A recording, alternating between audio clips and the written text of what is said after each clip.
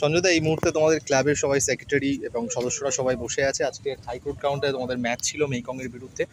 এই ম্যাচটা নিয়ে কি বলবে? দেখো, আমি একটু লেটে এসেছি, আমার একটুখানি পার্সোনাল কিছু বাড়ির কাজ হচ্ছে বলে আমি একটু লেটে এসেছি।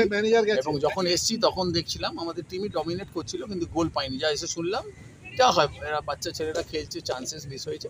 এবং মেকন যার সাথে খেলা, এই টিমটা যথেষ্ট ভালো, তারাও পয়েন্টের তালিকায় ভালো জায়গায় আছে। তো জেতাটা একটা দরকার, কিন্তু আমাদের কথা হলো, আমরা কোচকেও বলেছি ওই জিততে হবে করে ছেলেরা যাতে প্রেশারটা না নেয় সেটা দেখতে হবে। জিততে তো হবে, জেতার জন্য ফুটবল। এবং ভালো খেলেছে, আমি যতক্ষণ দেখেছি পুরোপুরি ডমিনেট করে খেলেছে। একমাত্র 45 মিনিট আমাদের গোলকিপার একটা বল ধরেছে, তাতেই বোঝা যায়। এনিওয়ে, আরও অনেক দূর যেতে হবে। গত বছরও আমরা 4টে ম্যাচ জিতে ভালো জায়গায় ছিলাম, তারপরে আলটিমেটলি যত ম্যাচ হয়েছে তখন আমরা সেই কোপ আপ করতে পারিনি। তো এটা কোচেরা জানে, গত বছরেরই কোচ স্টাফ সবাই আছে, আমরা কাউকে বদলাইনি। তো তারাও একটা অভিজ্ঞতা হয়েছে তাদের, যে এগিয়ে থাকার পরে কীভাবে কী করতে হবে।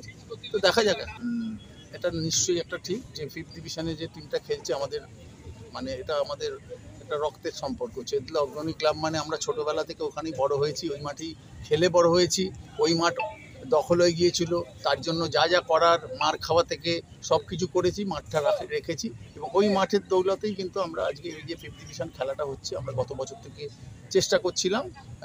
গত বছর থেকে আমরা এই কলকাতায় রিপ্রেজেন্ট করছি। আমার এখানে আসার ব্যাপার হলো, আমি এগুলো কখনো মনে করি না, কি হয়েছে না হয়েছে ওগুলো আমার কাছে অতীত। এই যে সম্প্রতি বলবো না, 6 মাস হয়ে গেল আমরা সন্তোষ ট্রফি জিতেছি, ওটা অতীত, ওইটা নিয়ে পড়ে থাকে না। এইখানেও যে ছেলেরা খেলছে, এখান থেকে যে কেউ আগামী দিনে ভালো জায়গায় যাবে না, বড় ক্লাব খেলবে না, কেউ বলতে পারে না। তো সুতরাং আমার চোখে যদি কিছু পড়ে, আমি নিজের মতো করে, কারণ আমি একটা গ্রিন পার্ক বলে একটা টিম ছিল না, গ্রিন পার্ক না, আমার আগের ম্যাচটা কাদের সাথে আমরা খেললাম, গ্রিন পার্কের একটা গোলকিপারকে আমার এখন খুব ভালো লেগেছে, তার হাইট, তার গোল কিকিং খুব ভালো লেগেছে। এই ছেলেগুলো যদি হারিয়ে না যায়, এইখান থেকেই হয়তো ভালো খেলোয়াড় উঠতে পারে।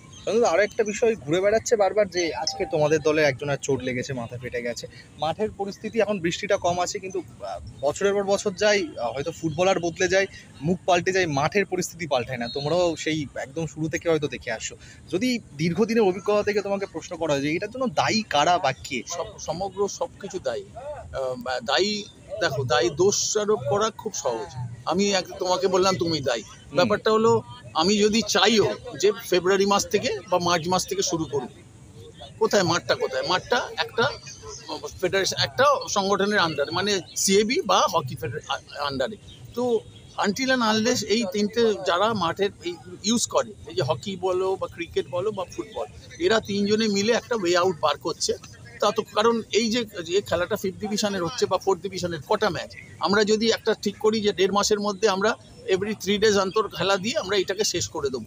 আমরা হকির সাথে কথা বললাম, ঠিক আছে, আমরা সেই সময় হকিকে ছেড়ে দিলাম, বা ক্রিকেট, এইটা যদি করতে পারে। কারণ দেখো, মাঠ নিয়ে দোষারোপ করে এই খেলা, আমরা যদি মাঠ বাজে বলি, তাহলে খেলোয়াড়দের মনের মধ্যে ওটা যাবে। খেলোয়াড়রা যখন খেলতে নামবে, খারাপ মাঠে খেলছি, আমরা সবসময় ওই জন্য বলি মাঠ কি আছে ভাবতে হবে না, তুমি তোমার ওটা খেলো, হার জিতটা বড় কথা না।